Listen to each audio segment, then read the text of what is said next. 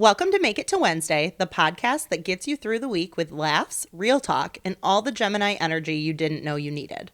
We are your hosts, Carly and Karla, two best friends born a week apart, but somehow total opposites. Here, we dive into life's big questions, small wins, and messy moments. Think dating, marriage, family, pop culture, and everything in between. Whether you're thriving or just surviving, we're here to remind you you're not alone. So grab your coffee, your wine, or whatever gets you through, and let's make it to Wednesday together. Welcome and welcome back to Make It to Wednesday, a hump day podcast. We are your show hosts. I'm Karla. And I'm Carly, and this is episode 87. Nice. 87. Yeah, because we were just talking about 88, so it was in my head, and then I was like questioning everything. You got it right, though. Thank you. I'm so proud of you. Thank you. That's memory. It is memory. If you have a good memory. No. Oh, okay. Did you ever?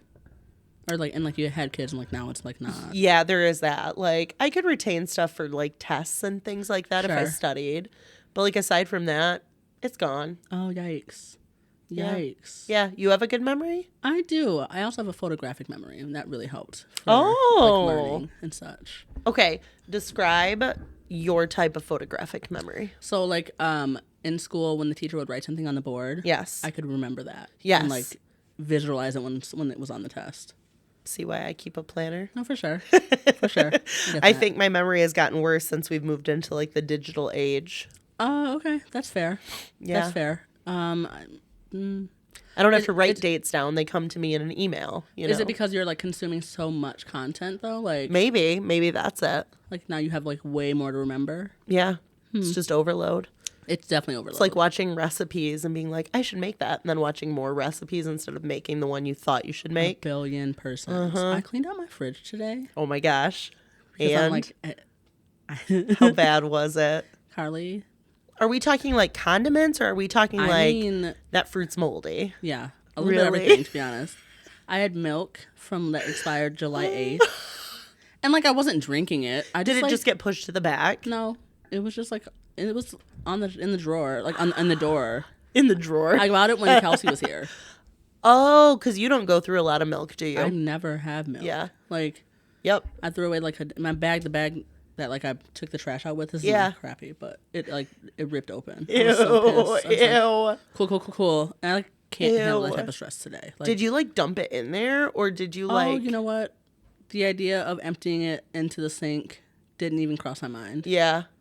No, I just put the whole thing of milk. Yeah, because at that point it's probably I don't want to smell it. Curdly. Yeah, I didn't want to have to smell it. Yeah, that's too much. Thing. Yeah. Ooh. Anyway, sorry. Continue. So you cleaned out your fridge. I did clean out my fridge. I've been trying to get things ready. Yes. And that's I'll talk about why. I was gonna say, do you wanna say more about what getting things ready means? I will. It's part of my happy crappy. Okay. So I'll start with 1987 facts, and then we'll hear more. Okay. Yeah. I like that plan. All right. Let me tell you about 1987. Would you have any guesses of anything that went down that year? Okay, let me think. Not even a little bit. No. Okay. Do you? Would you have known any of it? I don't think so, no. Okay. No. Ronald Reagan was the U.S. president. 3 Men and a Baby topped the box office. Oh. And the U.S. median household income was $24,350. Yikes. Mm-hmm. Major cultural milestones included Aretha Franklin entering the Rock and Roll Hall of Fame and the debut of The Simpsons as short clips. I'm sorry. What? Mm-hmm.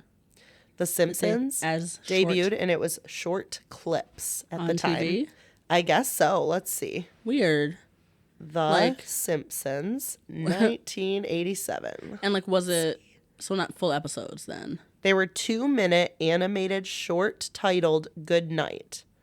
It says, The Simpsons made their television debut on April 19, 1987, airing as a 2-minute animated short titled Good Night on The Tracy Ullman Show. Oh, okay. Yeah. Interesting. Very interesting. I never knew that. The early shorts featured crude animation and different voice performances before the characters spun off into their own half-hour series. That didn't happen until December of 1989.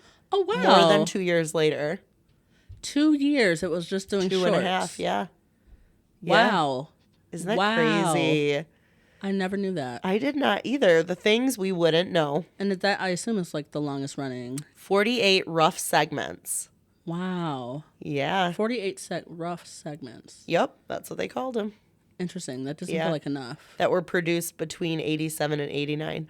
So it wasn't with frequency. You know, it wasn't like once a week. Like once a week. Yeah. Well, no. Because of 52 weeks. It would have been you're right. 48 every other week for 2 years. Yeah. Huh. Interesting. Fascinating information. I would have never known that. That's so interesting. Who would have known? Huh. Glad I Googled that one. Yeah. Yeah. Sorry, continue. Aretha Franklin, she was the first female artist inducted into the Rock and Roll Hall of Fame. Indeed. Well deserved. Very well deserved. 3 Men and a Baby, I mean, that was a comedy, right? Like a movie. No, is that not? I was thinking 2.5 Men, actually. Yeah. My mistake. No, this was pre totally different. Is this Chris Martin in that one? Or I don't even know who any of the guys are. Not Chris Martin. Martin. Not Lawrence. No. The white man. Okay. Hold on. Let me click on it. Only Murder in the Building. It's Martin Short and, God, what's the other old white man's name? He was in Bringing Down the House. There's Tom Selleck. Oh, I would never guess that. Steve Guttenberg. Steve Martin is the other person I'm thinking of, by the way. Ted Danson. Okay, I only know Tom Selleck, and I only know him because he was in Parent Trap. It was these people. I've never seen. Yeah, I don't know. 3 Men and a Baby. I'm sorry. Can you just double check? Was Tom Selleck in the original Parent Trap? He looks like he was. Let's see. He was not in the original Parent Trap movie. Nope. What do I know him from? I don't know. Let me look it up. He wasn't. Who's the dad in the Parent Trap then? Is the Parent Trap what I'm thinking of? Yeah, with Chessie. Yes. Okay. Yep. I'm realizing now I've never seen a single Tom Selleck movie. That shouldn't surprise anybody, though. In fact, I don't know this man at all. What else is he in? And we all know I don't know my actors, actresses. Blue Bloods. Blue Bloods. Nope, heard of it. Haven't seen it. This is so funny. Is it a list? He was in Friends for 10 episodes. That's not enough to. So really real popular, like. Is he not famous? Is that Murder, She Wrote? 1 episode. Okay. This man's not famous. Why do we know the name? Totally. Tom Selleck. Totally. It's Tom Selleck. Yeah, I actually don't. I mean, like Boston League. No, he like wasn't. People are gonna watch this and be like, he is. He's so popular. He's my favorite. But like Blue Bloods, I think is the most. Yeah, maybe that's what he's known for. But like that was in 2010, so. Yeah, that is what he's known for. He was in 293 episodes. Jesse Stone. No. Does that sound really familiar to you? Nope. He's known for his iconic mustache, tall physique, and starring role as the Hawaii-based private investigator Thomas Magnum in the 1980s hit TV series Magnum P.I. Oh, I didn't get that far. 1980. Yeah. Maybe I wasn't going to get there. Yeah, 80 to 88, he played Thomas Magnum. That's really funny. I was never guessing that. No, but Blue Bloods was after that. So it seems like he had a break in those iconic roles of like 22 years. I know, because 3 Men and a Baby was... Nope. Wow. That was 87. Yep. Yeah. Yeah. Wow. He was also in Taxi. Never mind. 2 episodes. Tom Selleck, it's not that we don't respect you. We just don't know you. We don't know what we don't know. Yeah, we were not around for your prime. Yep. I know that you felt like you were in your prime when you were in that show called... Sorry, what did I We weren't even born yet. Yeah, that one show was not even... Count me out. But Blue Bloods, and I realized, is still on. No, it's not. 2024 is the last. I was to say it ended a couple years ago. Random. Yeah. I know, so random. If I had to ask you what hit music came out in 87, would you go straight to Bon Jovi's Livin' on a Prayer? Never. But that's good to know. And the Bangles' Walk Like an Egyptian dominated the charts. I don't know that song. If it came on, I would, but I don't guess know. The dance. Yeah. Is there? Yeah. I didn't know that was a song. I think so. Walk Like an Egyptian? Yeah. That feels like that. It's giving... Racist. We don't say those things, you know?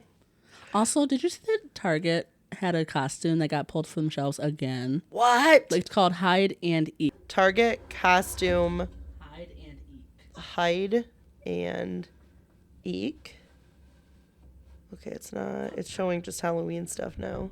No, don't go to Target.com because they pulled it Facebook? from the Just look A up clown controversy. costume? Yeah, exactly that. A children's Halloween clown costume sold under its Hide and Eek boutique brand. Historic blackface and... Oh! Isn't that crazy? What? Is this real? This is this year. This can't be real. Zoom in on this. This is what happens when you pull the DEI from the corporate offices, y'all. Wow. Isn't that crazy? Wow. I need the CEO to be fired today. The backlash is a reminder that imagery carries history and certain visual stereotypes remain deeply offensive because of the way they were used for generations to mock and dehumanize Black people. Yes. How are we not understanding this? Whew. Insane. Anyways, what were we talking about? Holy crap. Thank you for keeping me updated on this stuff. I just happened to find it on threads. So we already know that the median household income was at $24,350. The cost of a new house averaged $92,000. Wow. And a gallon of gas cost about 95 cents. Yep. Was there all-wheel drive back then? Was that a thing? I can't imagine people were affording to live. I don't know. I don't know how y'all do it. Yeah. It's so expensive to fill up. Not that I'm ever filling up a tank. No. I can't do it. Yep. It's a lot. It's taking so much gas. Do you ever wonder if your cards is this the day it's going to get declined?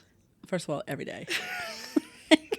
I still keep that cap on mine day. too. So I'm like, if it gets declined, I'm like, whatever. I keep a low cap for a reason. That's my reminder. Yep. Got to go look at our bills. Yeah. I have money. I just got to move it around in my account. I'm really good at saving. Honestly, anytime I even see like the come see cashier, I'm like, first of all, especially if I know there's money in the account. If I know there's money in my account, yep, I'm just going to a different pump. Yep. And if that doesn't work, I'm going to a different gas station. Yeah, because now I'm embarrassed. Not do it twice. Yeah, it gets. They tell me to come inside twice. No, thanks. Because now I got to face you. Now it's really embarrassing. And it's a busy pump. Like it's a busy gas station. Now I'm holding up the line. It's not happening. Nope. Yeah, if my car gets declined at the gas station, we're driving to the next. Yeah, I always do credit, by the way, just in case. Yeah, because it'll overdraft your account. And then you worry about it later. That's actually really smart. And I pull it from my savings. That's really smart. Well, poor people things. Works for some, you gotta do. Some folks, yeah. Yeah. All right. Now that we've gotten the 1987 facts out of the way, because what a transformative year. Always. And just no, it's not the most transformative because that will obviously come in 2 years. 2 weeks. 2 weeks for episode 89. Because we're going to go over 1989, which is a phenomenal year to have been born. Yeah. Yeah. Some would argue the best year to have been born. I don't think there's actually even an argument. I think it's just the best year to have been born. But truly, there could be so many great arguments for the why behind it. Yeah. Just with the things that had already happened, things that hadn't happened yet. I think we're at the crux of this is the turning point. Yeah. And then obviously shit's gotten rough, Yeah. Recently. Yeah. Yeah. Anyways, thanks for being here. Thank you for being here. Thank you for those fun facts. You are so welcome. I feel like I have to get out of the way that I sound like shit today, though. I do. My stoes is nuffy. Wow. My nose is stuffy. I might as well be speaking gibberish. But the bummer is we are back to school tomorrow. That means I'm back to work. So I'm hoping that this wraps up quick. Okay, it started yesterday, so good luck. Yeah, yesterday. Night before, actually. Oh, fair enough. Because yesterday was Saturday, it was Friday night. Yeah. But not actually, it was just enough to be like, what's this? Yeah. Is that a little tickle? Because it didn't start till yesterday because we went and saw my grandmother on Saturday morning. Mm-hmm. So one of my happies is seeing my 93-year-old grandma. Yay. Just hadn't seen her in a couple weeks. I normally spend a lot of time with her. It's been a struggle with having the kids home and all these things on our calendars to keep up. Yeah. And we went and saw her, the boys and I and Jay. We sat down and ate lunch with her. Well, she ate. We had already eaten. I always feel bad just pulling up chairs and being the four faces, just being the loudest in the room. We're not eating. We're just interrupting everybody's lunch. Is it like a cafeteria? Yeah, it's like a small cafeteria. Okay. They all sit down. Lunch comes out at 11:30. They bring around, you know, and put a plate in front of you that's already made up. They ask what you want to drink. What was for lunch? It was okay. So it was a rice with some kind of side, like a meat stew type thing, maybe. Yeah. And then a little cup of like not bread pudding. What do they call that? Like angel food cake with chocolate syrup and like whipped topping. Oh, yeah. So, and I know they sometimes have to be careful with different people's like dietary restrictions. yeah, like if they put strawberries on it, yeah. like some of them might get the shits. We don't know. Sure. But the problem is my grandma doesn't really eat meat. She can't chew it. So there were also two tiny spring rolls. Oh. The only thing she ate out of all that, she didn't eat the rice, she didn't eat the meat stew. She ate the 2 spring rolls and then the bread. Oh, okay. And I was like, and then I felt bad because I said, oh, can I cut this up smaller for you? And like being attentive because she has lost some weight. Yeah. But they did have a dinner that night that was also going to be like a meat-based thing. And I let my mother know, and my aunt ended up making something and taking it in. Oh, okay. So she'd have a good dinner that she could eat. Yeah, they can make something else for them, but my grandma's not going to ask. And they're not very good about like checking back in. Oh.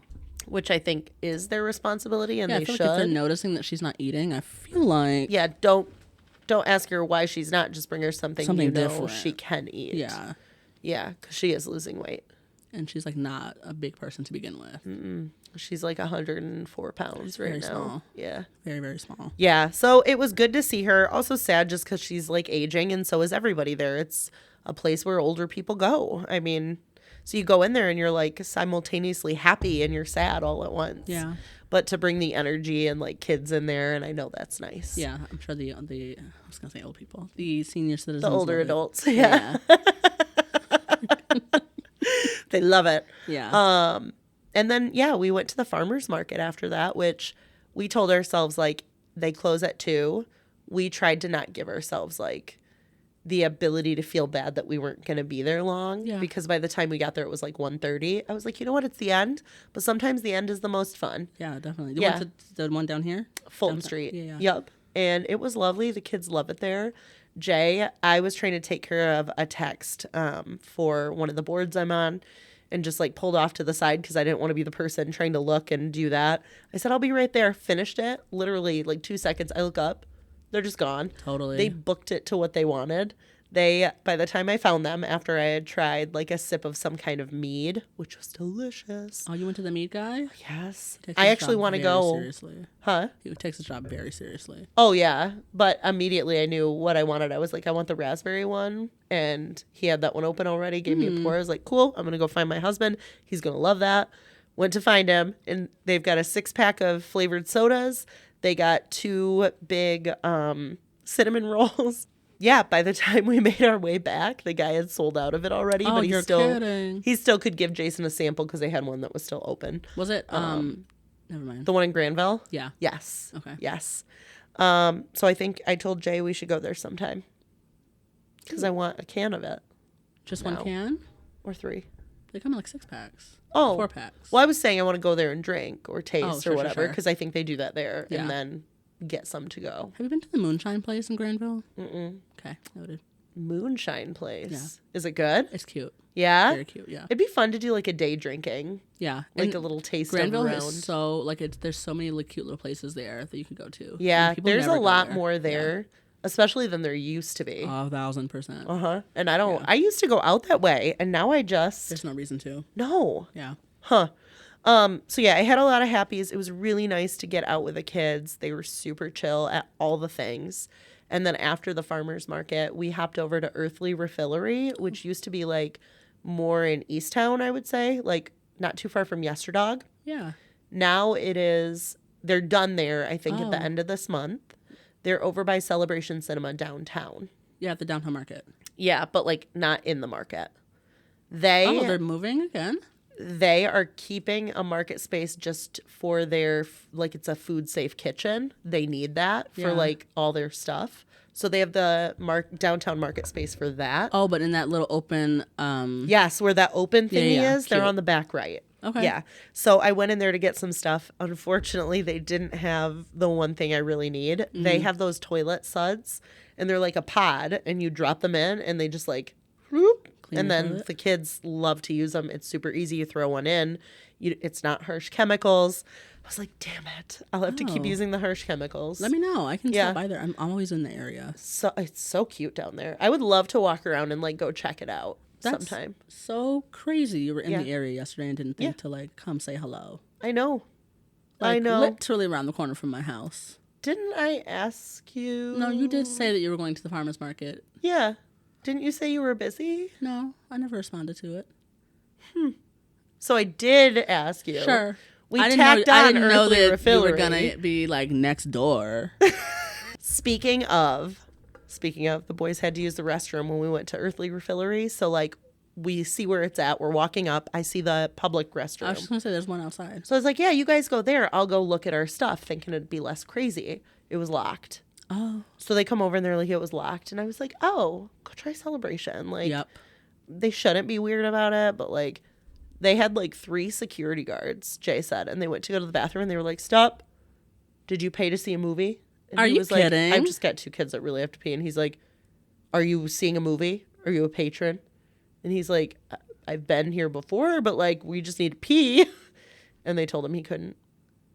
You're kidding. Nope. So they came back. So Jay goes, we got turned away. And Finn's like, I'm going to pee my pants. I'm like, this is bullshit. I would have gone right to the parking garage and done it there. Yeah, like this is bullshit. So at Earthly Refillery, we were talking about it. And I had already been talking with the employees. And they're like, oh, you can just use ours. Even though it's posted like No whatever. public bathrooms. And I was like, oh, is that okay? Okay, thanks.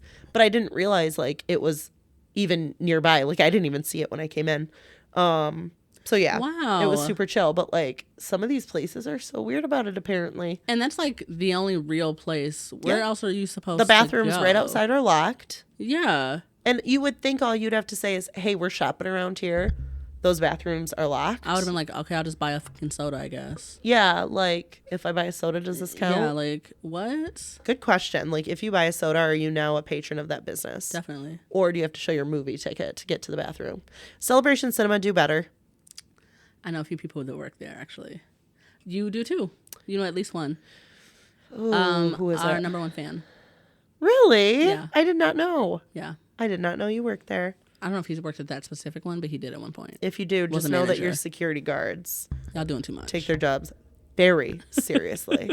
Very seriously. Interesting. Yeah, so I guess my only sadness when we're talking about happy and crappy is just the fact that summer is coming to an end.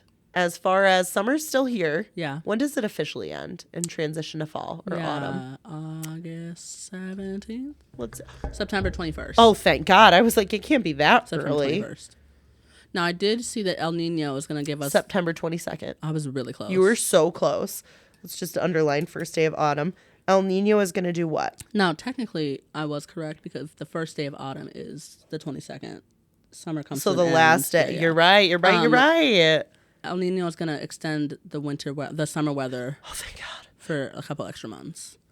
Months. That's what they say. Like should I be booking beach days here? I'm Like, what's saying the let's vibe? grab some tube trips. I really, Put some tube trips on the calendar. yeah. This is now my new happy is I'm getting tube trips on the calendar. Are we Totally. crazy if we go tubing in September? I mean, if the weather's We're nice, not talking to me. You're talking to the wrong person when you say that because you know I'm always down. we're gonna go. September 12th. You want to go? I'm available. Yeah. Me too. Yeah. Tubing with a question mark. Yeah. Weather My pending. criteria is I would we like go. the sun to be shining, Sure. Fair. and I'd like the weather to be in the 80s. High 70s. 79. 78, 79. Yes. 78. If it's sunny, if it's like full sun, I'll take 77. Okay. 77 I just can't have plus it be with a sun. big breeze and no sun, Okay. you know? Fair. Yep. And That's doable. that could even be podcast weekend if we wanted. Okay. Maybe. You got things coming up? It's just like, What you got? it might be like the first weekend. I don't know. We'll see. Oh, what do we have going on that weekend? Nothing right now, but Okay. like I just can't commit to like, Something. I can't commit to a full weekend. Without first considering everyone in your household? Exactly that. And how many people live in your household right now? 2. Right now. 2. Are you considering your dog? Yes. I said how many people? 2. How many humans live in your household right now? 2. And how many humans will be living in your household on the weekend that I just mentioned? 3. Okay. Would you like to get into your happy and crappy? Sure. I'll start with my crappy. Besides, obviously, well, I'll do it like a general crappy. Okay. Something happened. This is going to sound dramatic. I'm not Okay. being dramatic. I'm gearing up. I have never felt more heartbroken by a celebrity death Oh, than I have when I found out Hayden Panettiere died. yeah. That was like, Yeah. It was a little bit like a kick in the gut. it really was. Yeah. Not only with like because she was our age and like, Uh-huh. but just the impact she had on our childhood and like Yep. really just like, and I just finished her memoir like last month. Really? She had a memoir? She just wrote it. Like I it did just not dropped, know yeah. that. And yeah, some of the things that came out make the death a little suspicious. But Really? I mean, I'd love you to tell me more at some point. offline. Yeah. Yeah. Just like it is so sad. She was kind of just this idol She for really so was. many people. Yeah. And about so many different things. She Just, like, was an struggling- advocate yeah. for like a lot of different rights. Yes. And I think it got a lot of supporters and groups behind her. Yeah. Yeah. And she was just like hard to dislike. Yes. Yes. And I think especially like in the black community, the black people loved her. Yeah. We loved her. I just like, so R.I.P. Rest in peace. Yeah. Hayden Panettiere. Do they officially know like what happened? Overdose. Overdose? Okay. Yes. Is what they're ruling it That's as what of it's right now. ruled as. Okay. Yes. Have you been following anything with Tupac? No. Oh, Jay is. So Wait, what's happening? it's the whole thing.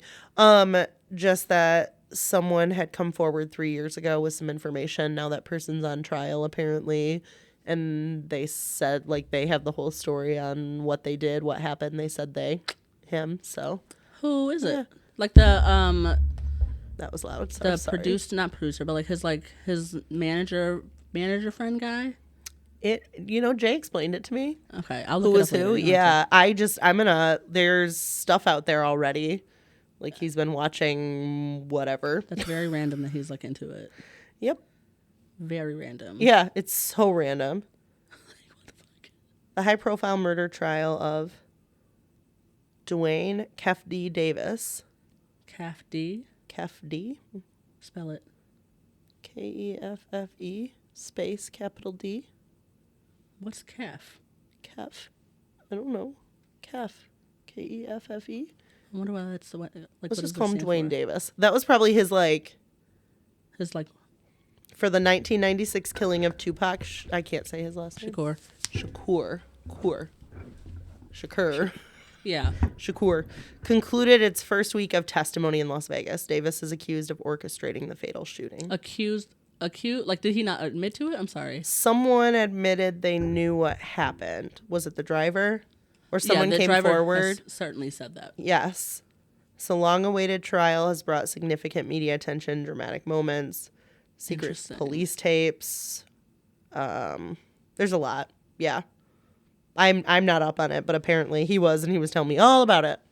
Huh. Yep. Fascinating. Fascinating. So just a lot of like big things in the news and like happening, and that's not even the science side of things. I'm sure we'll get the info on that. But Hayden Panettiere, that's very sad. yeah. Very sad. Yeah. So that's one crappy. Yeah. My second crappy is twofold. Twofold, okay. It's been a busy weekend. Yeah. I have had to do my hair this weekend because I have a wedding coming up, Yep. which I'm so ill prepared for. And like, it's stressing me out so bad. I don't have a dress. Okay. And I know what you're thinking. Like, yes, you do have a dress because you had one left over from last Yep. time. Mm-hmm. It's out of season. What's the theme for this wedding? Theme. Like, is it a black and white thing? Is it a what they say is the attire? It's a formal. Like It's formal. formal. Yeah. Okay. And so like, And people dress all sorts of ways for formal. Yeah. Like truly. and like the dresses that I have ordered are formal. Yeah. Now, but like, and I didn't realize when I was ordering them, I just was ordering spring colors. Like I ordered a bunch of yellows and a bunch Yes. of purples and like Very loud, like spring colors. Eastery. Eastery. There we like, go. That's not the vibe. Are any of them red? No. Red is such a beautiful formal color too. I don't think it's appropriate to wear red to a wedding. Oh, really? Even a formal one?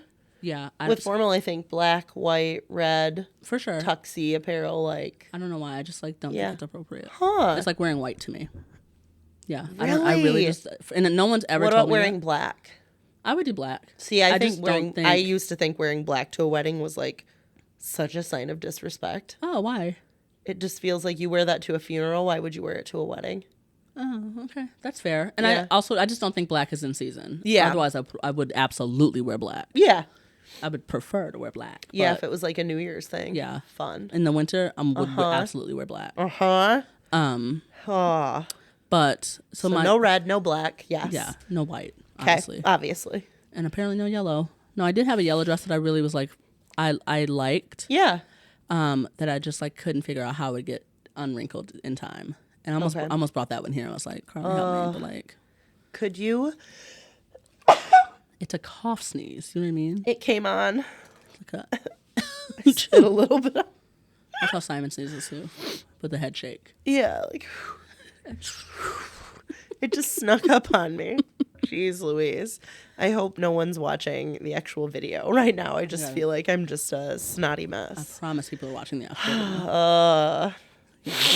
Yikes. That was crazy to do. I will be leaving that in. So I feel like I've just been rambling. I'm sorry. I keep No, asking no, questions, you're fine. sidetracking us. So my crappy right now is that I don't have a dress for the wedding. Yeah. And I have been doing my hair all weekend. Yes. And And this is not a crappy, it's a happy and a crappy. I have been trying to make space in my home and prepare my home for a second person to live, a third person, a human. a third Second human. third human to live Second there. human. Simon third is a wiener normal dog. size. Well, hang on. A third normal sized human to live there. Not normal size because he's actually quite tall, but and I just like don't know where all the shit is supposed to go.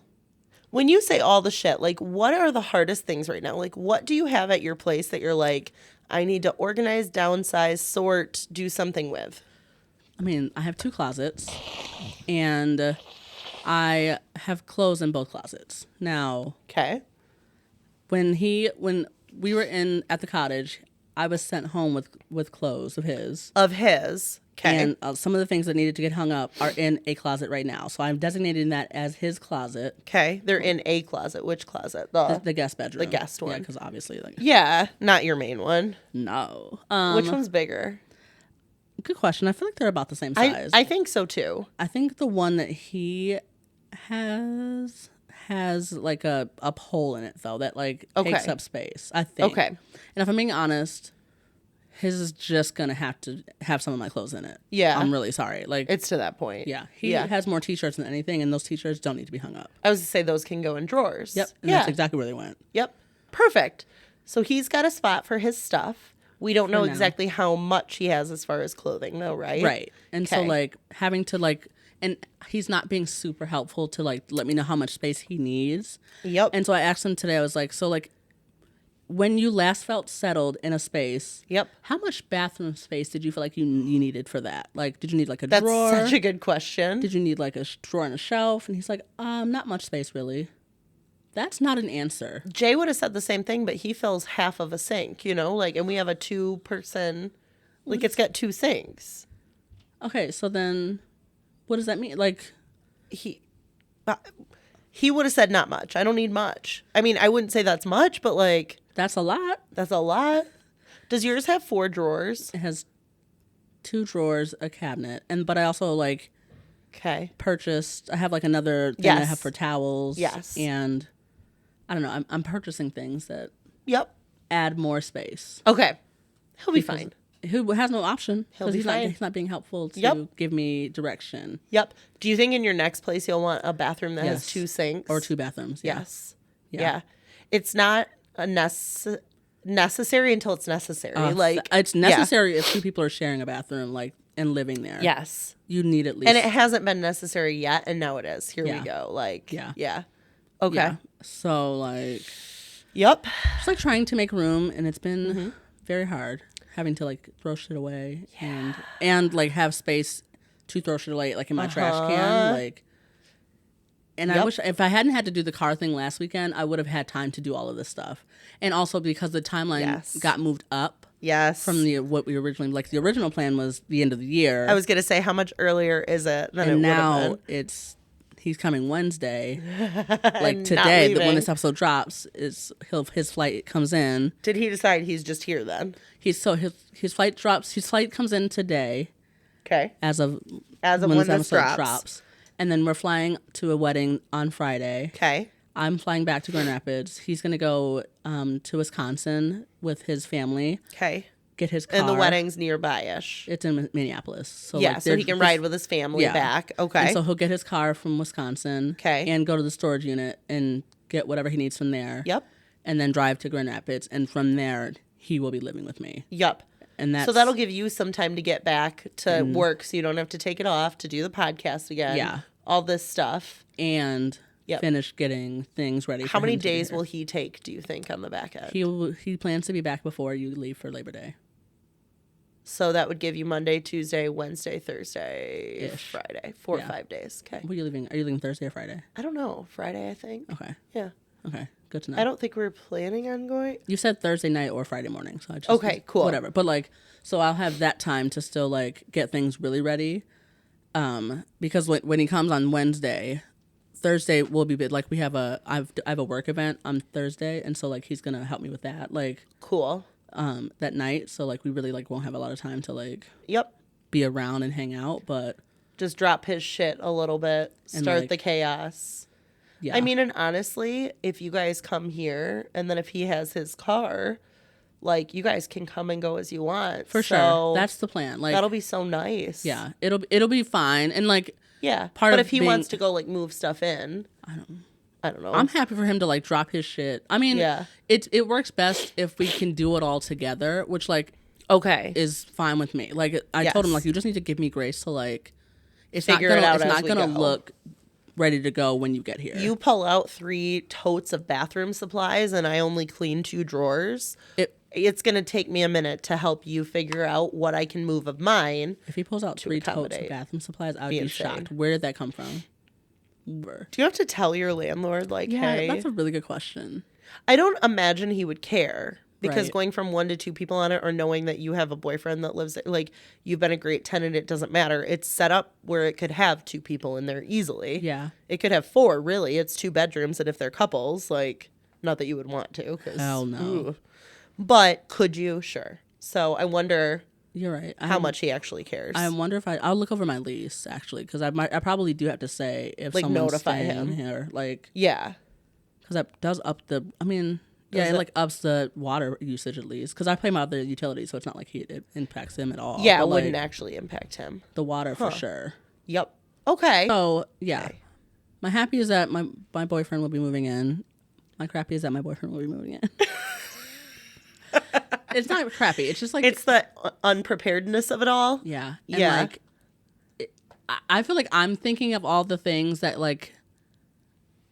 Could go wrong instead of what is gonna go right.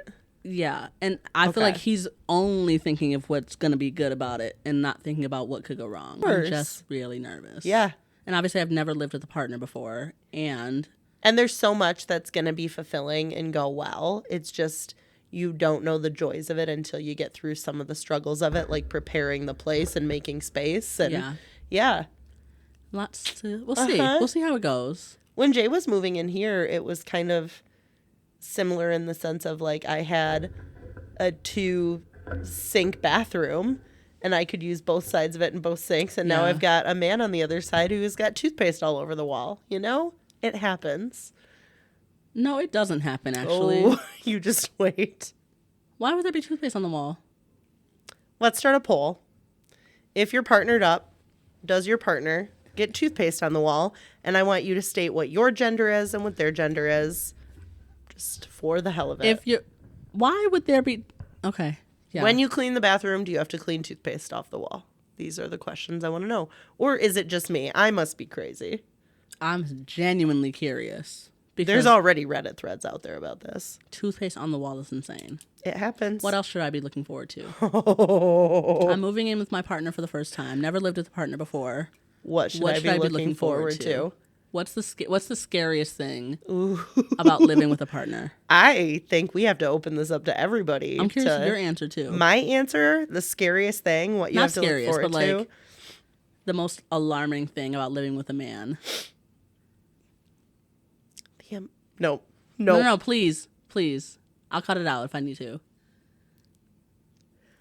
I love, so many men. So, of course. And Jay, you are the love of my life. I do notice that sometimes it feels to me like when a man is present, when he's in a woman's presence, his decision-making ability goes away. His being able to find something in front of his face is no longer there. I actually can't deal with that.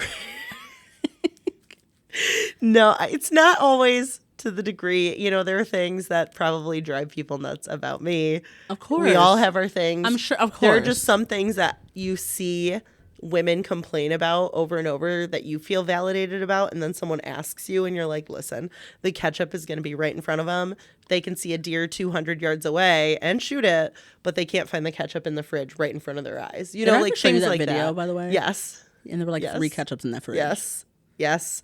But the reality is, like, that is very real to a lot of people, and a lot of people are usually women who are married to men. So okay, noted. Yeah. Okay, good to know. Around here, what it's been lately is apparently I'm the only person that can make the toilet paper roll or the paper towel roll disappear because I save them for the school. Always in a Meyer bag, always in the locker room closet. Now school's starting tomorrow. I just moved it to my car. But when I go to the bathroom, I'm not always the one changing the toilet paper, but I'm always the one grabbing the empty toilet paper roll that has been left there. Why? People don't know what to do with it. Why? Even if it's not saving it, why not just throw it away? Well, because that's what they did before, and I told them not to, and now they don't know what to do with it. I mean, at least get it to the burn bin in the garage. Yeah. Like, we burn cardboard. At the very minimum, put it in the trash or in the burn bin. Do you know what I mean? Like, Yes. it doesn't stay on the counter.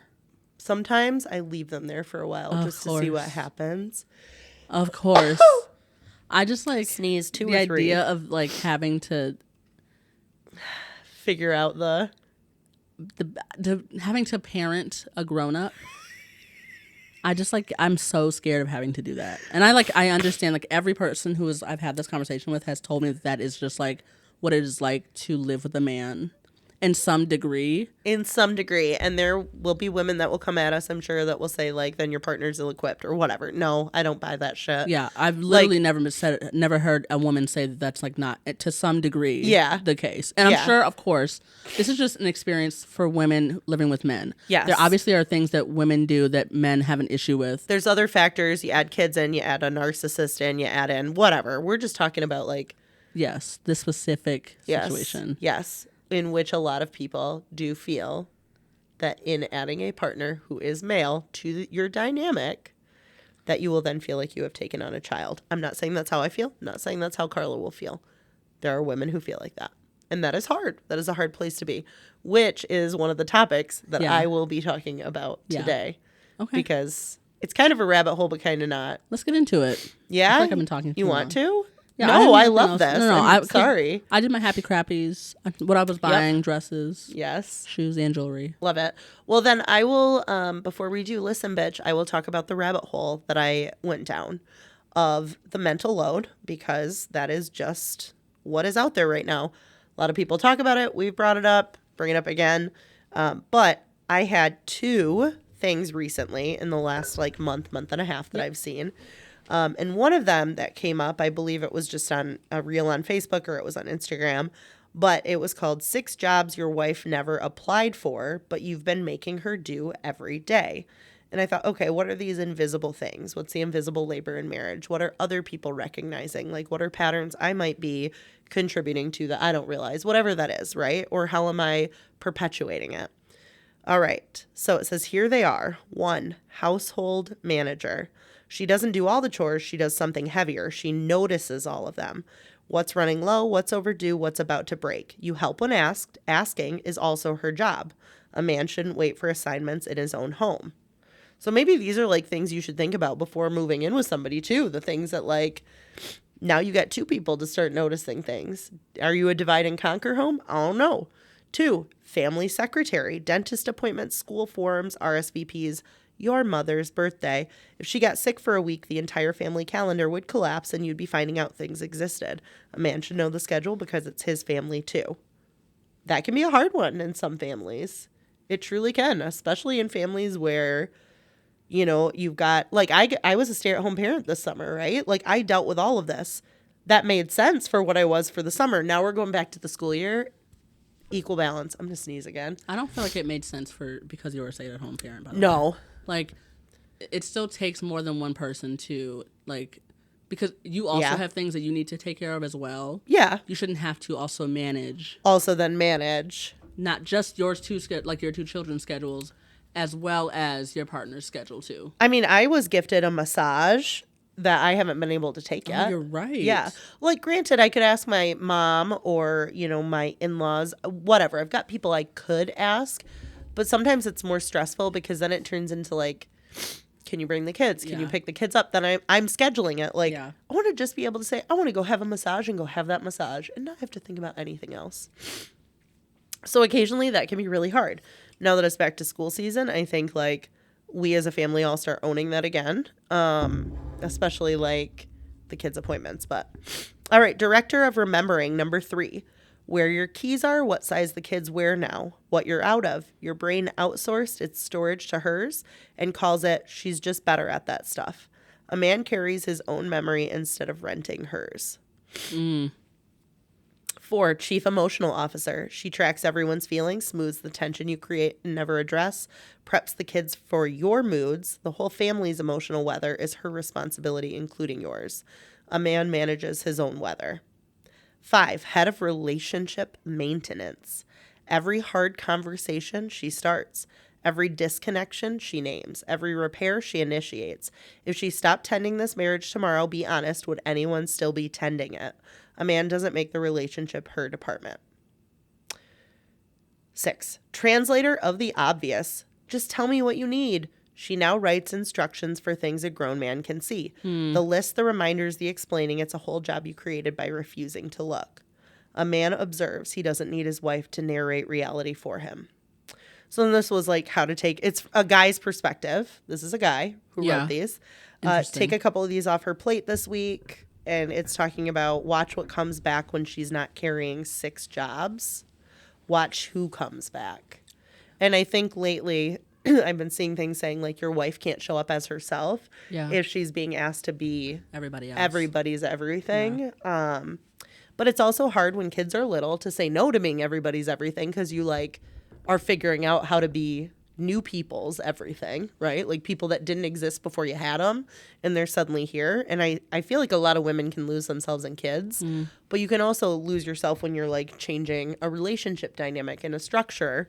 So just seeing these come up and then like reading the comments about them, and a lot of people actually commenting the word to get some more of his content and stuff like that. Comments mostly men or women? These look like women here. Okay. I'm also curious, because I think a lot of men just don't realize. They just like don't realize what the mental load. First of all, what it is. Yes. Also, that they're contributing or not contributing to it. Do you know what I mean? Like they don't realize that it's like something that they can make worse or make better. Yeah. Sorry, I cannot not blow my nose right now. Like this just continues. No, I think I'm good. I mean, sorry for anybody that heard it because like this is the reality. Like you're getting me today and that's what I am today. Do you know what I mean though? Like I think that if and I wonder if the men listening to this can hear that list and go tomorrow and completely forget that they even heard that list. You know what I mean? Like, because life just goes on, right? Yeah, but like for you, it can't. Well, I think sometimes it's not even deciding it's in the not deciding who's going to handle something, because like shit doesn't fall through the cracks until it lacks an owner. Yeah. And then once you identify an owner, now it's just accountability. So like who owns it and then who's accountable to it. And I think that's why it should be the same person, right? Like whoever owns it should also be accountable for that. Oh, of course. Yes. But I'm saying like you don't realize you're dropping the ball until you're dropping the ball. So today, like I had my husband go outside and help me figure out where I wanted to put a sticker on my car, like a bumper sticker. And he's like, "Ooh, I got something we can clean it off with." Yeah. So we were cleaning off the spot. And we were like, "Ooh, there's a little bit of rust there." And I was like, "What would help with that?" And he's like, "You don't wash your car enough." And I was like, "Is it me or is it you?" Because I've said I don't want to be vehicle maintenance. Like, if I'm in an area and can do it when it needs to happen, sure. But if it hasn't happened and now my car has rust on it, like, I don't want to have to think about how often my car needs to go in. You know, that's just something I don't want to have. I don't know why, in what world, it would ever be my job to ever think about vehicle maintenance at all. At all. Any of it. Just if any of it. If I were married. Yeah. Carly. That's something that should come off your plate entirely. To me, yeah. Yeah. I don't want to hear that the oil change is late. I don't even want to know about it. How would I even know about that? I just want to know what vehicle I have when. Yeah. Carly, I'm Married at First Sight when that girl's car broke down. And he sat there like a passenger princess. Yes. And he held her hand and looked hungover. I was like, why is she still with him? If you're watching Married at First Sight, you know what we're talking about. Felipe, come on. When I couldn't believe. Tori, leave his ass. Get out of the car and at least pretend to look. Even it's if you don't know. Or this is happening or wild. Let me get on the phone. Maybe who's your insurance? Let me call them for you. Do something. I'll only make you talk if you have to. I know you're stressed. You're already driving. Why was she driving? That's exactly what I said. Why was she behind the wheel at all? It's nighttime. Does Felipe not have his license? Why hasn't he driven? Oh, good question. Felipe, just take ownership once in a while, man. I couldn't believe that happened. He is the epitome of a husband or the potential whatever that would put all the mental load on his wife. And like, I mean, that's Tori, for those reasons, 100%. I'm out. Yeah. And wild. Yeah. Isn't it crazy? So yeah, these things like truly, and there have been times, you know, that I've shared that I feel like my mental load is massive. There are times Jay has felt like his has gone up when he works super long hours and like work is taking up a majority of his day. His mental load shifts. And like, he might have dealt with customers that screamed at him all day. I dealt with kids that screamed at me, but at the end of the day, we still have like things at the house that we both have to manage. Can we acknowledge that like your mental load, is there more than one type of mental load? Because like this is not me discrediting Jason and like the hard work that he puts in for this house, like for the family at all. Right. And I'll take Jason out of it because I wouldn't just anyone like a person, because like we all work we all work jobs. Yes. You know what I mean? And like yes. So like your core duties of the day. Yeah. Whatever that is. I think we can all agree that there are days that your core duties of the day will be harder than others. Sure. And when that is and you're tapped out, it's very easy to overlook how someone else's capacity might also be different, or they might not be able to take that on, or they don't want to have to take that on, right? And even like if you're tapped out from your core duties of the day. Yep.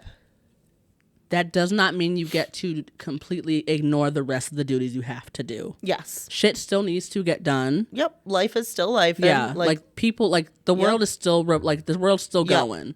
Yep. So like. And if you drop the ball on the little daily things, then when something big happens, you can't set shit aside to deal with that big thing because you've already set everything aside because you didn't do it. And now we really don't have capacity for this thing. Yeah. Yeah. And that's, I mean, that's how shit starts breaking at houses. That's home maintenance issues. That's like, there's so much, right? So that was one of them. 6 jobs your wife never applied for. And I just, you know, you scroll, you follow enough people that kind of see things the same. And it was interesting because I thought, this is one by a man. Let's see what this looks like. And a lot of people commenting back. The other one that has to do with the mental load is a woman sits down on a swing next to her husband. It says 5 invisible jobs your wife does that you'll swear don't exist. Interesting. The noticing. Okay. Milk is low. Winter jackets don't fit anymore. Your mom's birthday's in 10 days. You do tasks. She runs the radar that finds them. 24/7, no off switch. Okay. 2, the remembering for 2. Did you call the landlord? She doesn't just track her list, she tracks yours. That's why her brain is loud at 11 p.m. while yours sleeps. 3, the emotional forecasting. Whose mood needs managing, which talks need having, what tension is building. She reads the family weather daily and nobody reads hers. 4, the standards enforcement. If she stops, things slide. She knows because she's tested it, so she can never fully stop, never fully rest, never fully receive. 5, the asking. The worst one, managing you. Wording requests so you don't feel criticized, timing them so you don't feel nagged. So another one by a man. I thought it was going to be a woman's perspective. I found these around the same time. I was on a mental load kick.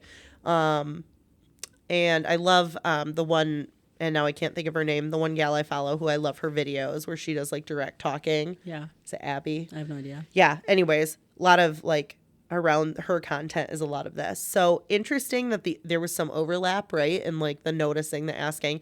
And I think the reason that there's themes around this stuff is because there is gender inequality around it and all this like context of it currently happening for so many people. And like we are expecting more than ever people to continue to just run nonstop all the time doing things. And now we have women who are trying to do so many things and the world is more expensive. And so I just think there's this like high burnout on top of it all. Yeah. And so like the mental load itself, forgetting things here and there or whatever, dropping the ball here or there, not the end of the world stuff, but like compound that with other shit. And when it's going really bad and when she's carrying a heavy mental load.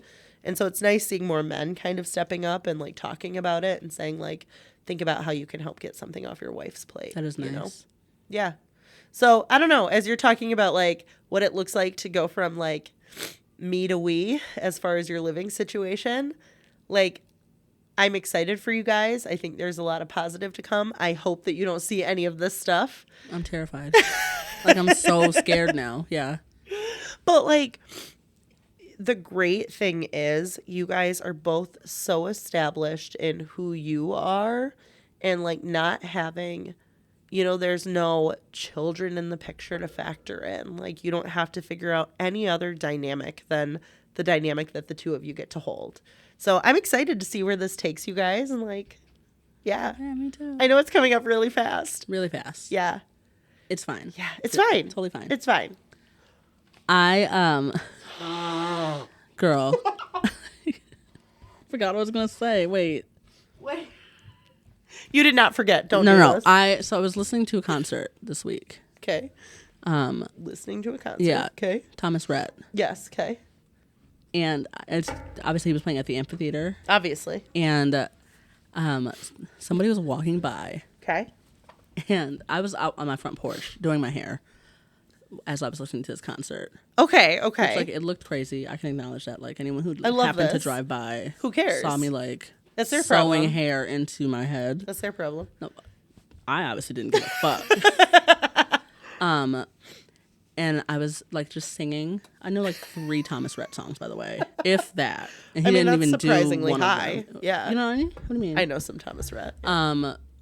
And I was singing, and I was walking, and someone was walking by, and they started harmonizing with me.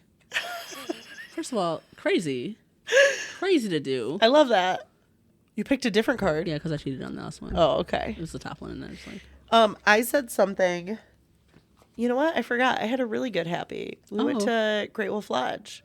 oh, you did? I totally Me and the forgot boys about and the that. grandmas. Yeah, Totally that was forgot this about last that. week. Oh my God, it was so much fun. But something stupid I said to somebody, you're talking about someone walking by and harmonizing. I want to be clear, I hadn't had anything to drink. Nothing. Like I was sober.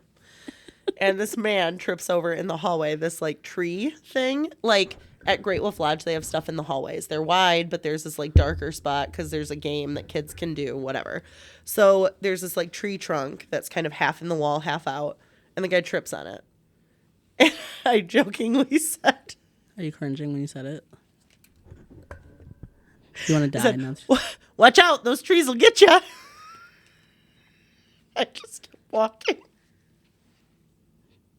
Did you want to die when you said it? I was like, why the fuck did I Totally. say that? Like, I'd be like, I'm so sorry. Like, and my kids were behind me, the grandmas, and no one laughed, no one said anything. It was just funny to me, and I was like, I'm an idiot. Like the fact that like Watch out, the tree will get tree you. will get you. Like it's not funny. It's just Like like this poor man just stubbed his toe on the stump that's in the like, wall. and he's probably already so embarrassed. probably broke his fucking toe. Like, oh, okay. Watch out, the tree will get you. That tree will get you. Literally. Listen, bitch. Your spirit sets the pace, not the number of candles on your cake. Oh, that's really sweet. Your spirit sets the pace. Huh. That means age is only a number. Age is just a number. Let your spirit lead you. Okay. That only applies for anyone like 21 and up, but Yeah. Yeah. If you're younger, like your age is Yeah. what's leading you. Oh my goodness. All right. okay. All right. So here's what I want to talk about. And I started telling you this a little bit before the podcast. And then we realized there was a way that I could probably bring it up without saying names or having anybody know who we're talking about. Because this is someone like I went to high school with. I don't know this person anymore. Yeah. You know? They just happen to be someone who I am still connected to on social media. And this individual had, when I was in school, when we were younger, had some family trauma with their parents getting divorced and a tragic cheating situation that everybody became aware of. And, like, I guess it was a stigma for this family, and there was a lot around it. I was a kid at the time. Like, I didn't see it. I don't know what kind of trauma that could have caused that individual. But now this person has gone through a divorce in the last year and a half. Don't know exactly when the separation started. Don't know if they're officially divorced now. But this individual does put a lot of content out there about divorce. And it just so happens that, like, every now and again I got to click and see it, right? Or got to read it or look at the little clip that was shared. And more often than not, it is incredibly negative, like sharing negative stigmas about divorce and like how it hurts your children and it changes things for the worse and you need to stick it out and just pray together and become closer to God. And this person's view on divorce is wildly toxic in the way that it's steering into more toxic narrative. Sure. Like, this individual has all the tools to make their divorce successful from my vantage point. Granted, don't know this person well, but I do know people that know this person. So it has been interesting, the things I have seen that I have been I've been taken aback by. I'd be so curious to know what the ex's view of divorce is. Yes. Like, because behind every divorce, there's a reason. He's saying he should have tried harder, stuck it out, prayed, had God in their relationship. That is his reality. But what is hers? Yeah, I wonder if divorce is the best thing she ever did. Yeah. Is it, hey, I finally can breathe? Is it, I don't know. I don't know what the nature of their relationship was, but as separate people, they have always appeared to be loving, kind, stable, all of those things. They do share a child together. You know, that creates, especially for people who are religious, creates another piece of guilt to the puzzle, I guess. I think when you're religious and you have children with a spouse, now you're looking at raising them in a godly home and seeing how, you know, your parents got divorced. Do they really believe and love each other and God and all these things? So he posts a lot about that, which to me feels like living very toxically because you're in a position you cannot change. You cannot make somebody come back to you. You cannot make somebody marry you or stay with you. From my vantage point, I think they're already divorced. So obviously there is some degree of moved on for somebody. So seeing it just, I say this a lot, but I'm really, really grateful for my ex-husband and his wife and for Jason and just how the four of us have figured out to dynamic around all of these things. And any not negative or toxic feelings have at least not been vocalized in a way that harms anybody. Did your opinion on divorce change after your divorce? Like, I don't know that I had like a strong enough opinion about it before to like say anything changed. even when you were getting married? Like, did you go into, you know how most people go into marriage thinking I would never get divorced? I mean, no, I think no one gets married thinking this is likely going to lead in divorce. Of course. At least you'd think at least more than 50% of you is in. Yeah. You know? Yeah. So I'm trying to think back. I mean, I don't think at the time I thought this could lead to divorce, but you also know you think you'll be together forever, but you're aware that that's not the outcome a lot of people get. Yeah. Whether that's through death or through divorce or whatever, you know, forever. I think a lot about that poor couple who got married. I know the gal was like just charged, I think, where she ran into the back of the golf cart and the bride died. Yeah. You know, hours after her wedding. Yeah. So we're never guaranteed the amount of time we'll get with someone or have with someone, whether that be through divorce or something else. But I think you go into marriage thinking this is a forever commitment. Yeah. Because, like, yeah, it's costly to get a divorce. There's a lot of paperwork. Like, no one wants that. Of course. Yeah. But you didn't see it as like a for now thing. No, like you didn't see divorce as like a sin. Exactly. No. Okay. I mean, growing up, like, I had seen other people get divorced. I knew my grandparents had, you know, my parents were together. Yeah, but that's like, fair. You know, and it took me a while to figure out that they were divorced. Like, I just always saw them together. So I assumed, Grandma, Grandpa, you're together. Well, you're not? Oh, you were married to somebody else? Oh, interesting. I wonder if that also, I mean, my parents obviously were married until my mom passed. And, like, I didn't see a lot of divorced individuals. I'm trying to think. Like, not really. Yeah. But I also don't think I have a very skewed, like, or flawed, not flawed, that's not the right word, but, like, skewed perception of divorce even still.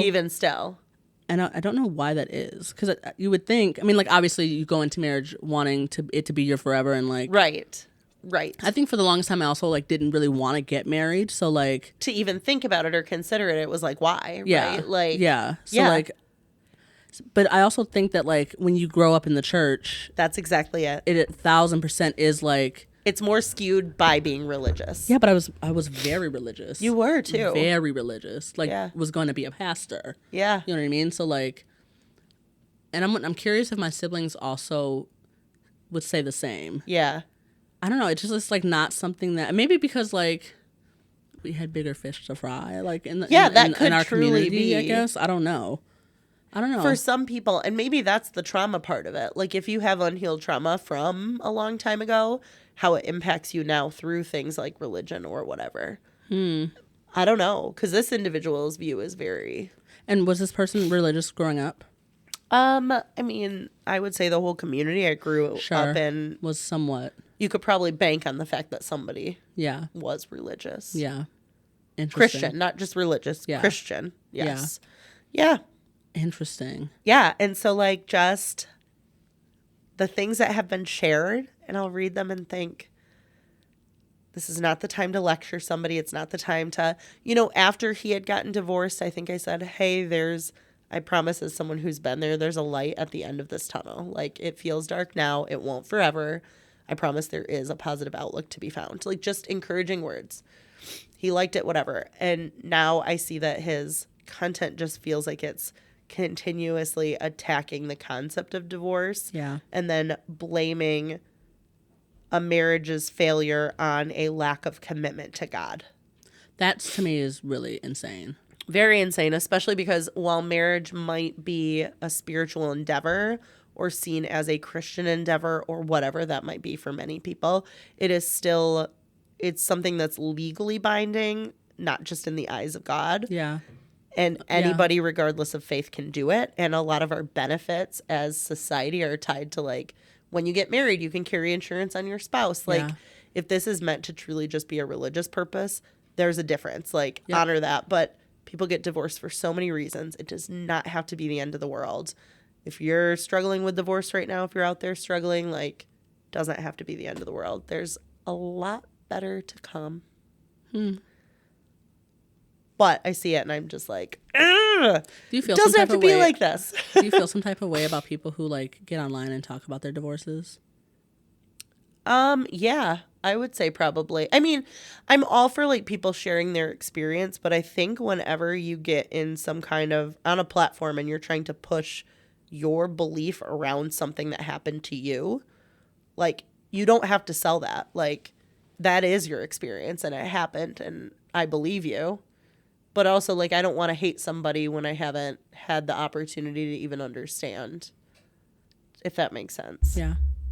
Interesting. I don't know.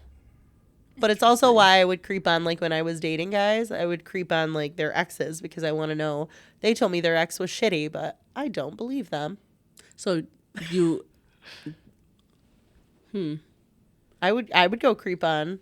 So would you believe people's exes, there's what they say about their partners, their ex-partners? I believe that what people are saying often is very real to them. That might not be how I perceived it. Like, if they said, like, if I was dating someone and they're like, yeah, my ex was a bitch. Sure. She might have been to you. You might have also not provided her a great position to, like, not be a bitch. Maybe you were an asshole. We don't know. But, like, if someone just repeatedly, like, says, just so awful, not communicative, a piece of shit, like, and then I see them in real life thriving, seems like it wasn't just a them thing, you know? And if that person is still holding on to it, I don't know. I just think there's a variety of reasons that people do end up splitting. And everybody's got a story. And I hear a lot of them online because people share about their experiences. I don't know. I keep the door open to understand more. But in this case, the things that are being shared, I just, like, really hate the content. It's always from a man, too. I think that's the other thing. The content is not coming from, like, women who are, like, trying to minimize a woman's divorce. It's, like, always coming from a man who's trying to minimize, like, or maximize the pain of the man and, like, how the suffering is related to. If you heard a woman's story and, like, if you were dating somebody and you, like, found their ex, like, you, like, were doing your research on their ex. Yeah. And she said something about, like, domestic violence. Yeah. Would that be a hard no? I think it would cause me to ask questions. Yeah. Yeah. Absolutely. I'd be like, huh. But, like, let's say that someone said, yeah, my ex has the kid 80% of the time. I get every other weekend and she's a shit mom. And then I find out that she's, like, overly involved in the kid's life and, like, a great mom. I now don't trust your word. Yeah. You know, I think people can spew off and spout off on what they think is reality. Yeah. But oftentimes, like, multiple realities can exist at once because my reality is not the same as yours or anybody else's. Yeah. Okay. I don't know. It's not helpful. No, there's no. I was just asking. Asking. But if I found that, I would be concerned. Probably. Yeah.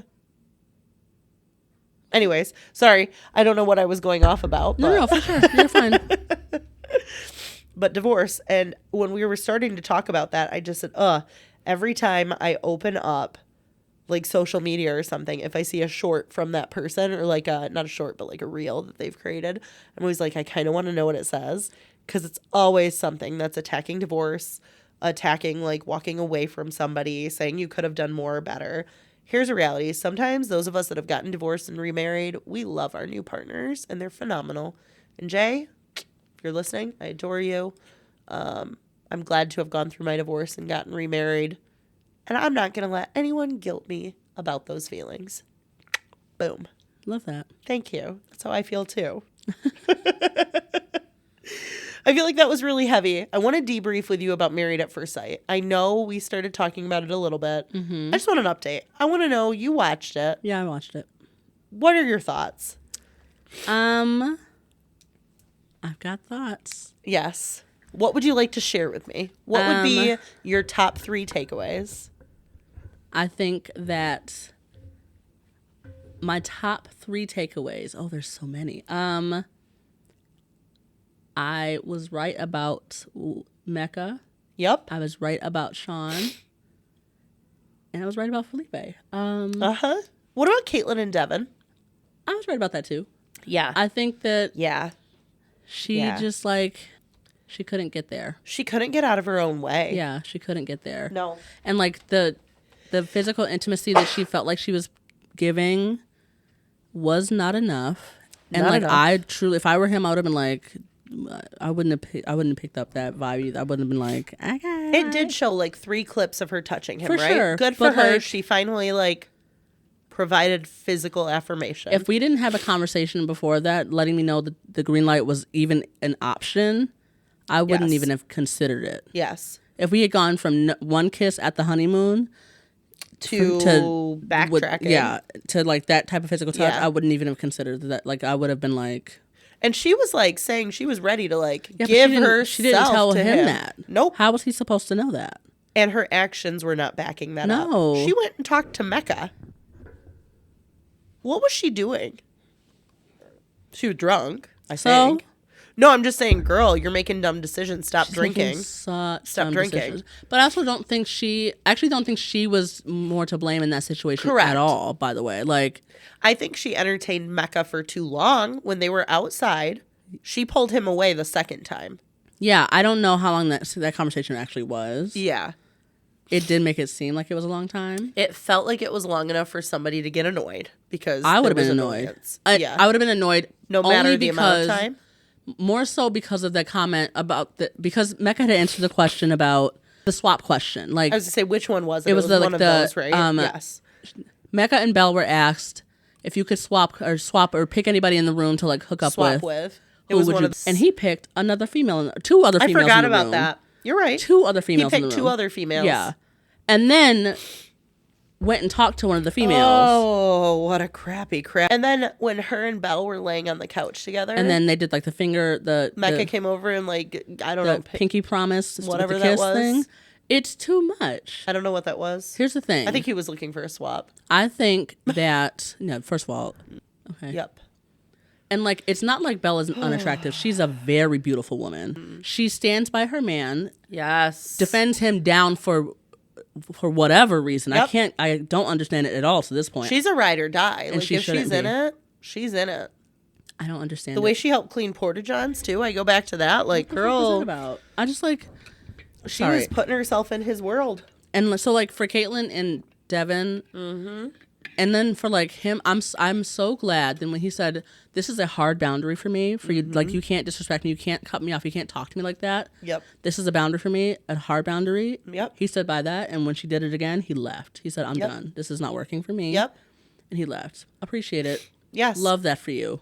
I actually thought Devin was pretty self-aware throughout the experience. He was excellent. He was, I would say, one of the better men on the season. The most willing to work on shit, work on himself, see things from her perspective, support her. He was the one making food that whole the weekend. whole time. I was I like, know is y'all he was the mad when only he one? left. Yeah. Everybody else is drinking. Yeah. So no one's eating now that they're... Yeah. So now what? Now what's the plan? Thank God it was Sunday morning. Thank God we leave it anyway. God. I just I'm glad they broke up. That should have been happened. But then even she said during the interview afterwards that she probably opened up more than she ever has. This is not the experiment for you. If you are Yeah. any type of slow burn or any type of thing, This is won't work. not the type of experiment Yeah. you should be doing. Yeah. Sorry. Yep. That's not fair to the person you're being married to. Yes. It's not fair to you. It's Yes. just it's not fair to us as the viewers. It's just not fair. there's so many like wrongs Yeah, about it. I And just, at like- the end of the day, you're going to get hurt the most. Right. You might be growing and getting growth out of it, and that's going to be your salvaging thing, but like you're not here for We're that. not here for that. That reminds me. Oh my Yeah. gosh. Yeah. I wonder if I have it in here. Ooh. I was on Threads. Okay. And this cast has been all over in the comments. I don't know how they're allowed to do this. I think because Peacock picked it up instead of Lifetime. Oh. They're like really like They can like talk and comment on people's things. No shit. Yes.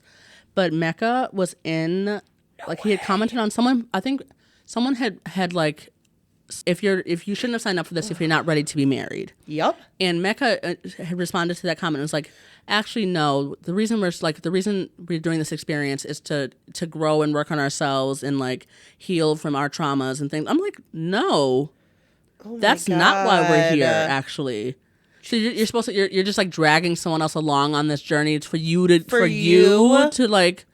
This is about two people in a relationship. Could not believe. I was so frustrated. And sorry, so back up. No. Want to move on to the next couple? Wow. Yes, I do. Any preference? Michelle and Cam. Okay. Yeah. Go ahead. I love them. Okay. I'm good with them. They're just not creating waves, but I think they do. Disagree. They do stir the pot with the Yeah. other couples. Like they're asking things, and like Cam asking about the dream girl or however the question was posed, right? Yeah. Like, Actually, that wasn't him. oh, it wasn't? That was Adam who asked that question. Oh, Which and is Cam just so came into it. Interesting, because I wish somebody had asked Adam, is Marissa his dream girl? And nobody fucking did. Interesting. But stirring the they're pot. stirring the pot Yeah. completely. Yeah.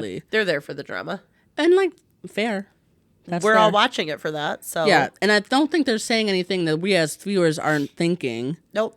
And I think maybe too that show probably challenges everyone to talk at some point and to do something. I think that's the point of the group dinners and the group therapy Yes. sessions is that you're supposed to like. And when Michelle finally speaks up, normally it's something like really direct, but she's so like So nice quiet about it. and nice that it's so funny. Yeah, and I think that like here's the thing. I actually don't know how I feel about him. I Yeah. think she's great. I'm not confident that he really either like he follows her lead every single time. Yeah. So like anytime she starts to cry, he starts to cry. Anytime she says something, that's when he follows up and says like ditto. Do you know what I mean? Yeah. So like it doesn't feel like he's as authentic as we think he is. Because I think she's super genuine and like he's just like piggybacking on whatever she says. Do you think that's like his personality is just like he doesn't have too much major opinion and just kind of like goes with the flow? He seems like not a lot ruffles his feathers. Okay, but that one episode where he was very sad, and also, she took like, him out, like let's go for a walk or whatever with the dogs or who knows. Yeah, I don't know what that. Yeah. But that time, like, first of all, that's a really big deal. Like, that type of sadness, that type of like overwhelm is like, if it's not addressed, can really cause issues. Like, and I don't know that it's something that he has addressed. Yeah. Like, that's something we need either medication, some type of therapy for. Yeah. Like, what's the next because step? she can't be, especially if they have kids, she can't be responsible for that type of energy, that type of what was his sadness. Explanation? He just was in a mood. He just was like sad and like couldn't, I guess depressed. I don't thought know. he verbalized it later. I don't remember what it was, if he did. Okay. I might go back and rewatch because I thought when they were at the park, like they sat down and like he verbalized something. Was it about how he was feeling? I remember him saying that he just like felt sad. Okay. He says sometimes I just feel like sad. He just feels overwhelmed with sadness. Okay. And like that's relatable. People do that, but like it needs to be addressed. Yeah, that's something that you should talk to your doctor about and like because it can't be. That's a lot to put on someone's shoulders. Yes. But at the end of the day, do you feel like those two genuinely like each other? I think she really likes him. Yeah. Yeah. I think that he is okay. I think he's pretty smitten with her. Okay.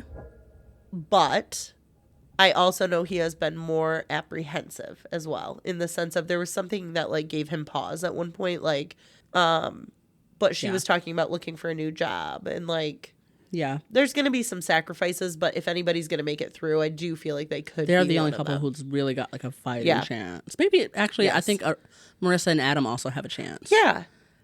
Now, should they? No. No. I think that he's not willing to really bend. She's going to be giving up a lot of herself and her wants long term. Yeah. And like, how long can she or they sustain the type of life he wants to live? She said in her previous relationship she would give up herself to be with that man. So like, is she just doing that again? Yeah, that's exactly what she's doing. Ew.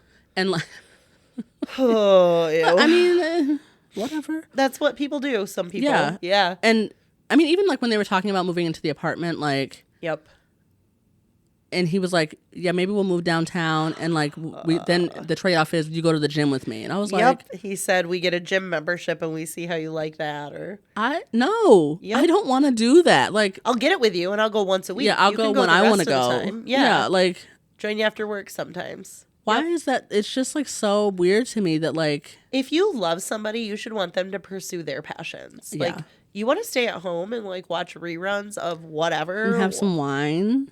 Go right ahead.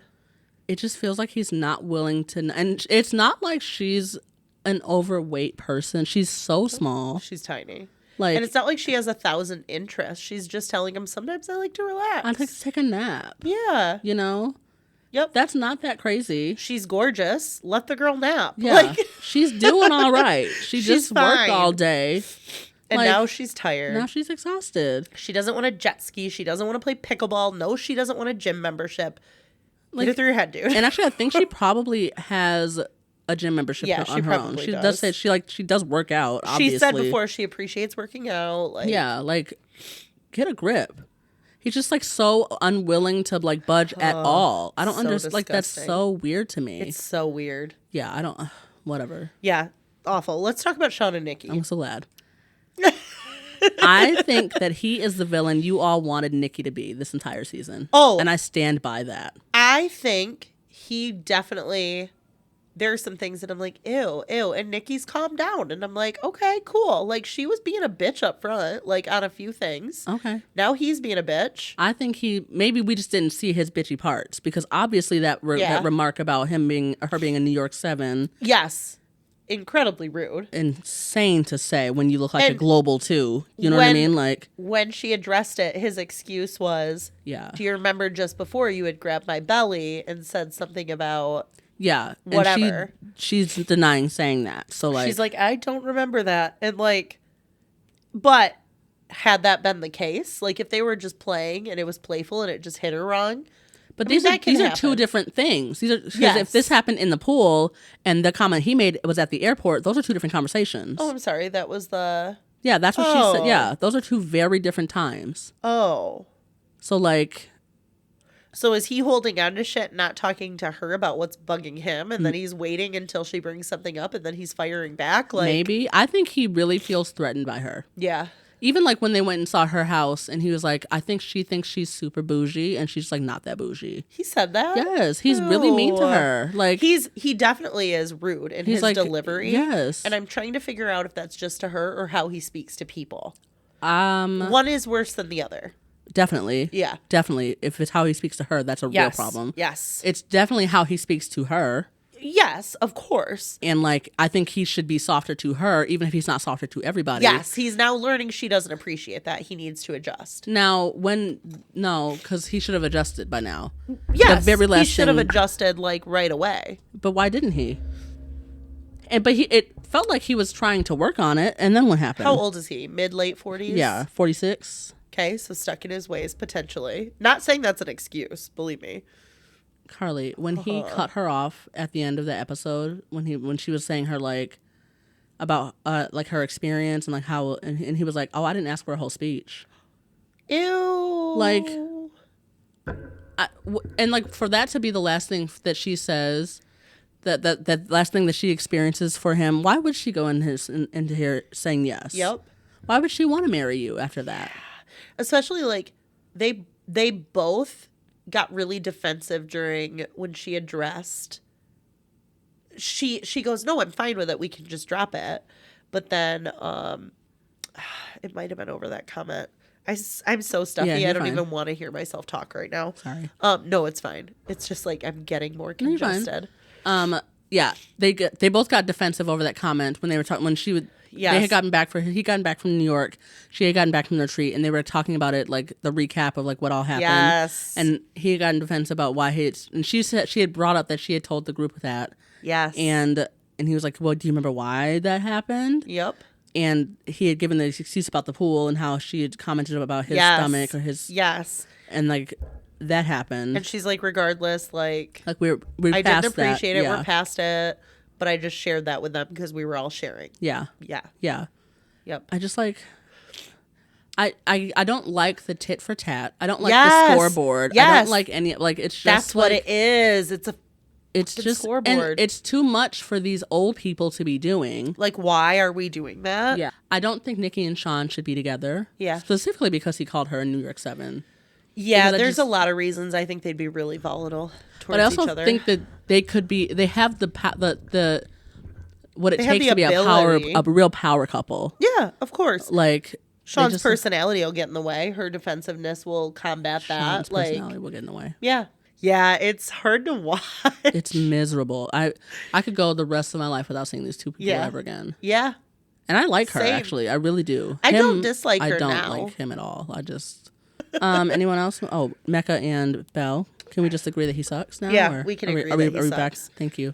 Thank you Yep. so much. I just Yeah. like yeah. I like when she finally called out, like, yeah, I don't want to be with a man who constantly, like, paints his nails. But, like, when he said he wants a woman with big tits. Yeah. Yeah. Yeah. I was like, good for you for finally saying something Because- Belle doesn't like, you know? And because that's such a small thing. Do you know what I mean? Like it's such and it's a physical thing. Yep. Things that will like it doesn't matter. Yep. That's not what this is about. Yep. You know what I mean? And she knew that going in. Yep. It's not about like the physical, the outside of it all. Yes. And she's like, yeah, I can give that a pass, though. Like, Yes. And that's what you're supposed Yep. to do.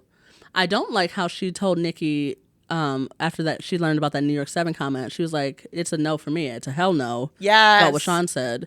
When she's sitting here Yep. after learning that her man said that she needed bigger boobs and Yep. said that she was not pretty enough for him. But she did say, would Belle on the outside be dealing with this? Why Like, would she Belle put up- on the inside deal with it then? Yep. What? Why the Because hell? she was hoping this experiment would be the end all be all for her. She was really hoping to walk away with a husband. Sure. She is all in. But now Girl that we was see, ready. but now that we see that this is not the right man for you, it shouldn't be about the ring. It should be about the man you're with for the rest of your Yes. life. And I think she was probably very excited to find a man who she could be so compatible with. And probably once it hits her, she's going to be so disappointed to realize this man is a disappointment. He's not compatible with her. No. In what ways are they compatible? They both dress crazy. They both are black people. Yeah, Like, what are like- the compatibilities? They Well, both I like music. think- I think they are both like, A little bit childish.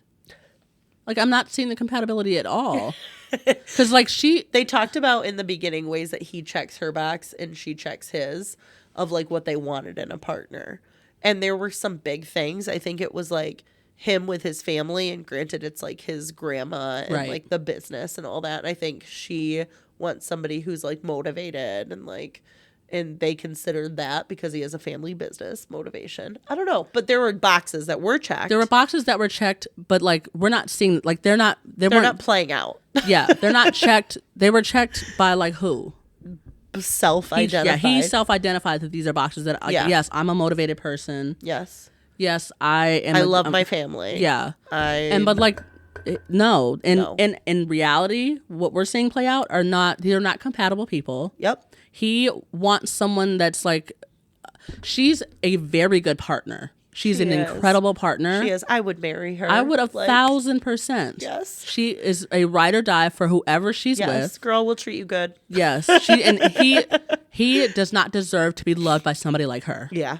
Sorry. I would agree with that. And he that is- has not shown that he deserves it. And from the very beginning, from the very beginning we said, from the experts said, Yeah. Mecca, I think I said this to you, like Mecca Yes. at his best At his most most recognized is what they said. actualized. Yeah. Would be a great fit for her. Yes. And he has not come to his full actualization. And he's got a long way to go. He's so far to go. If he could like skip the 101 course, that'd be cool. Yeah. But like he didn't, and that's not where he's at. Insane. It's so wild. I don't like it. I can't. I know. I can't stand him. I know. He is not the worst, but he is number 2. He's close. Felipe is the worst. But Yeah. Oh yeah. That's self-explanatory. Like, and not just because he sat in the passenger seat while his wife's car broke down. it's 50% that. 50% his personality, but. And the fact that he says he wants to sleep with other people constantly, and the fact that he says more than one time whatever, that he's not attracted to her, whatever. It was just like Ew. And why won't he ever sit up straight? It's because he thinks he's tall. Maybe. Is he tall? He's a not lot of people that who are taller, kind of. The way, but like maybe it's because he's carrying so much like lie and like it's the lies on his back. The lies are too heavy. They're weighing him down. I don't know. It's so frustrating. I'm dying to know what he told her. Oh, at the end of the episode. I need to know. Yep. I'm assuming it's like, can we be in the lifestyle? Can we like be swingers or something? Something. It's got to be something like that. Because like otherwise, what else could it be? We'll maybe, find out. Maybe he cheated. Maybe he like left and like went and made out with somebody. Which you said isn't that big of a deal. Remember you said when he kissed when he was in a relationship the last time and he kissed somebody. It's not the same as when he slept with somebody. Do you remember you said that? I mean, after the fact, like what's done is done. Okay. I guess. Cheating is cheating. Tori's like amazing. Why would you ever cheat on her? Yep. Why would you cheat at all on anybody? Wasn't that other relationship back when he was like a youth? Like it was his most recent relationship, is what he said. Oh, it was? Yeah, but that could have been also. You're an adult, sir. There is no excuse to cheat ever, by the way. I can't. I'm just saying when you're a kid, you're stupid. You do stupid shit. Like, are we talking an 18, 19-year-old? Or are we talking like a 20-year-old, a 30-year-old? Carly. People grow up. At what age did you learn that cheating was wrong? I mean, I learned that you have to have conversations with your partner about what constitutes as cheating. And if you go against what they think is...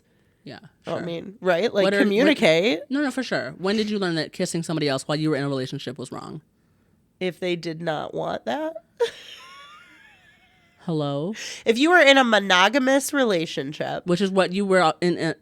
You knew that you were in. If you knew you were in a monogamous relationship, at what age did I know it was wrong to kiss someone outside of your monogamous relationship? When I was starting to date? 15? Oh. So then... Like, I mean, like, actually, when I was dating... I wasn't dating before then, really. But, Sure. like, you kind of know because it's in movies. Yeah. Oh, so it feels like... Yeah. Like, it's learned early on. Oh, just curious. Just curious. Anything else about married person? I'm just saying that frontal lobe is not fully developed. Carly. Is the frontal lobe. Carly. Felipe's still an asshole. He's still in the wrong here. Overall. He's fucked up a bunch. More than one time, by the way. Yeah. He has potential to be a good person. He has not steered into his potential. He has actively steered away from it. So, Okay. Tori dumped his ass. She did. And then took him back. Yeah. Yeah. Which was also like what was the point of that? Just felt really like, I don't want to let this die. I don't want to fail. I don't want to. It wasn't, I love you a lot. It wasn't. Has anyone said it, by the way? I don't think so. That's so crazy to me. Someone said, what he's doing is showing me that he loves me. Was that Michelle with Cam? Maybe. Or it might have been Mecca and Belle, actually. It could have been. It could have been, because she did talk about that a little bit, I think. I don't know. Huh. Whew. Okay. Anything else about that? No. Okay. Sorry. No, you're fine. You're totally fine. The problem is sometimes I don't have strong opinions on it, and I think I do. And then I start talking about it. I'm like, no, I could see it the other way, too. Hey, you totally don't. I ride the fence. This is not something we can ride the fence. We cannot ride the fence about cheating. No, not about that. But I mean, I'm saying there is a difference of like, I kissed the older boy in the back of gym class and didn't tell my boyfriend and then we broke up versus like I was married and I actively pursued another partner and went out with them and kissed them. Like, I don't know. There's just a difference. Is there a difference between I was married and I went to the bar, got drunk, and kissed somebody? Then which? Then, like... I was 15 in the back of the gym class? Yeah. Yeah, there's a difference. Why? Because when you're an adult, like, you need to act like a fucking adult. Kids make mistakes.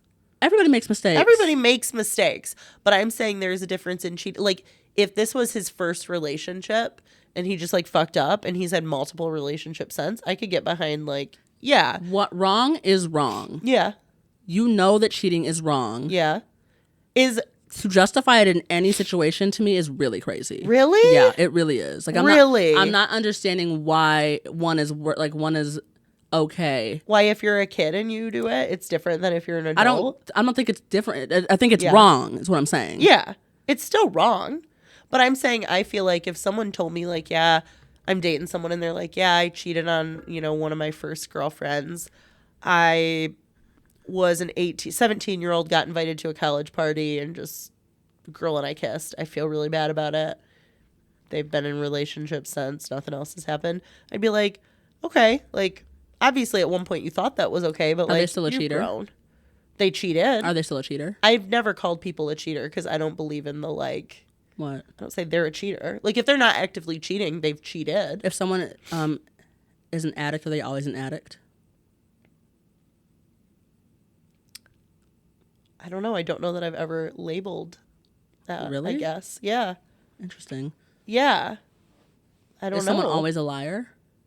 No. Interesting. If they chronically lie, then they chronically lie. But they're not a liar. I don't know. What makes someone a liar then? I guess it's just the replacing, like, their name with it that it is for me. Like, instead of saying, that's the cheater, like, that's Derek and he cheats on people. Like, that's the liar. That's Derek and he lies. I don't know.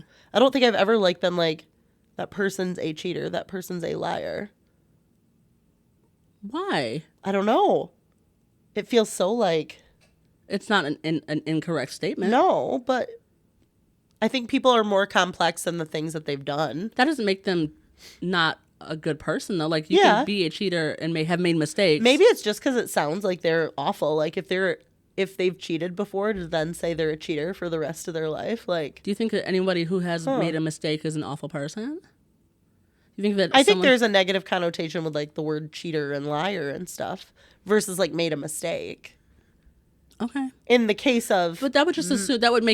Yeah. That would just make you assume that, like, you've never done those things as well. Have you never lied before? Of course I've lied. Yeah. So then... I have lied before. I'm not an active liar. Like, I don't run around just lying. Most people don't run around lying. Then they're not liars. That's not true, though. If they're not actively, like, doing it, if it doesn't, like, define who they are. If you use a term liar or cheater, it's, like, defining who somebody is, right? I don't know that I think that. No? Like, for you, it's just a label, like a folder, like a tab in Google. Like, you're going to file an email. This one's called cheaters. Like, boop. It's just a tag. Kind of, yeah. Huh. I feel like Has it sounds so then. much like a this is a cheater. Here is cheater. Do you think that any type of, like, label applies forever? I think when we use it to define somebody, it feels like it does. Yeah, but because it's not a full definition. Like, you can use more than one word to define somebody. Yeah, you can. I guess because they're negative words. Oh, weird. Like, it's kind of a bummer for someone to carry around a negative word to define them forever. Addict, liar, cheater. You can be they feel mean. A liar, but also be, like, a really humble person. You could be a liar, but still be, like, a really, like, genuinely kind person. Okay. You could be a cheater, but still be a very caring person. Yeah, absolutely. Do you know what I mean? Like, but, like, if you cheated once when you were 15, are you now a cheater for the rest of your life who's a very kind person? Yeah, you could be. Huh. I don't think, like, you have cheated. That doesn't mean you're a cheater in every relationship, but you are a cheater. You're someone who's cheated before. So you're saying, like, if you've cheated before, you are now a cheater. It doesn't mean you're actively a cheater. Yeah. But you just, like, You're a cheater. You're a cheater. I'm a liar. I've lied before. Interesting. You would say that? I'm a liar because you've told lies? Yeah. Huh. I'm a thief. I've definitely stolen before. Huh. Definitely. Interesting. I would never like use those terms to like. I just don't think they define who you are as a person. Oh, I feel like they're so like defining. Interesting. Yeah. I hate that for you. Yeah. That would just mean that you own, like, that you are every mistake you've ever made. Well, I think that's why I try not to use the words. Yeah, but everybody else does. Well, then I've been thinking everybody else is putting so labels much on pressure people. on, like, Now I having to be understand such a why I perfect feel so person. guilty all the time because I think all these extremes. That's such an extreme, by the way. Like, interesting. Turns out I've been reading the room wrong my entire life. So many things make sense now. I mean, I could just be me that thinks that way too. No. I'm so curious how other people think that. know. Like, how other people would view that. But Huh. to me, that's just like not. Like, if you've cheated, you're now a cheater. If you've lied, you're a liar. If Yeah. you've, but it doesn't have to make come with any kind of like. Yeah, it doesn't make you an awful Yeah. person. So if you meet someone, in this case, married at first sight, and you say, hey, I'm a cheater, I would have to ask questions. Okay. I would need to know, like, versus, hey, I cheated this one time. Yeah. If they said I'm a cheater, that's more accurate yeah, because they are. you are a cheater. Huh. Did you cheat in every relationship? Have you cheated? Did you Okay. cheat the one time? See, I think if I'm a cheater, to me, you're telling me something that's like chronologically a part of you. Chronologically. Like chronically. Chronically a part of you. Yeah. Yeah. And then I'd be don't- like, oh, shit. So you just cheated on your last one and the one before that? And how do I know you're not going to do that with me? do you assume that? Like, If they're calling themselves I'm a cheater. but when someone tells you they cheated, you don't assume that they would cheat on you. I after asking questions, I wouldn't stick around if I assumed they would. This has been wildly eye-opening. Interesting. Okay, you have to go. Did you know I that? do have to go. Yes. I have Very soccer little stuff. time, yeah. Yeah. All right. Anything else? No, I don't think so. It's been fun debriefing with you. Always. Always. All right. Well, thank you so So much much. for tuning into episode 87 of Make It to Wednesday, a Hump Day podcast. We are your hosts. I'm Carly. And I'm Carla. I feel like we're doing here for you. Give us a big old thumbs up. Follow us on all our social media. We have TikTok, we have Facebook, we have Instagram. We also have an email, makeitwednesdaypod@gmail.com. Subscribe to our YouTube channel. Give us a big thumbs up over there. Give us a 5-star on Apple Podcasts, Spotify Podcasts. Honestly, Anywhere you listen to your podcasts. indeed that. Send us a text message. I haven't said that in a while. A little description box on all of our little platforms. There's a little link that gives us a voicemail or a text message. We really appreciate those. We might play it on the podcast if you give us permission to do so. But the most important thing, You should share our shit. S-O motherfucking S. Honestly, S-O motherfucking S. Yes. We'll be back next week for episode 88 of Make It to Make Wednesday. it to Wednesday. Whoop, whoop. See you there. Whoop, whoop. Bye.